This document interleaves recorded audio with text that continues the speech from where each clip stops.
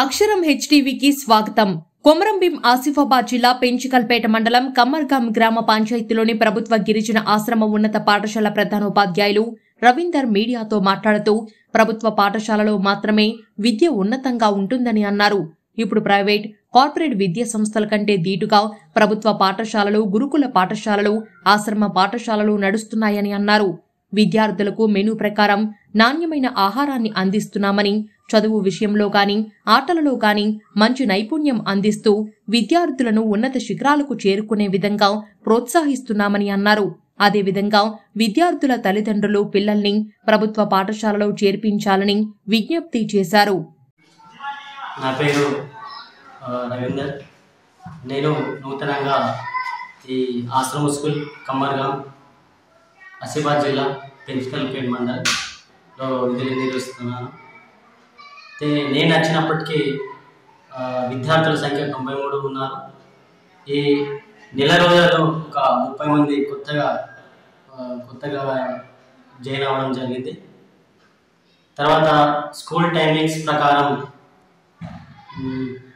Menu ప్రకారం భోజనాలు ఇస్తున్నాము. టైం టేబుల్ ప్రకారం స్కూల్ నడిపిస్తున్నాము. ఇంత మారుమూల ప్రాంతం ఉన్నప్పటికీ విద్యార్థులు ఒకవేళ రాని పక్షంలో కూడా మేము వాళ్ళ విలేజ్కి వెళ్ళి తల్లిదండ్రులతో మాట్లాడి కూడా వచ్చినాము. ఇప్పుడు దాదాపు పిల్లలందరూ ప్రజెంట్లో ఉన్నారు.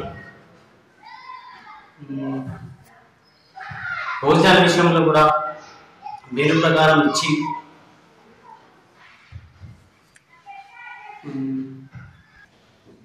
ఐటీడీఓ పిఓ గారు ఇచ్చిన టైం టేబుల్ ప్రకారం 4 నుంచి గేమ్స్ నిర్వహించడం జరుగుతుంది. మా పాఠశాలలో చాలా అద్భుతంగా ఉంది గేమ్స్ నిర్వహించడం. ప్రైవేట్ స్కూల్ ధీటుగా మన ప్రభుత్వ పాఠశాలలు కూడా చాలా చక్కగా రిజల్ట్ పరంగా కానీ, గేమ్స్ ప్రకారం కానీ పోటీగా నడుస్తున్నాయి ఇప్పుడు ప్రైవేట్ పాఠశాల కంటే.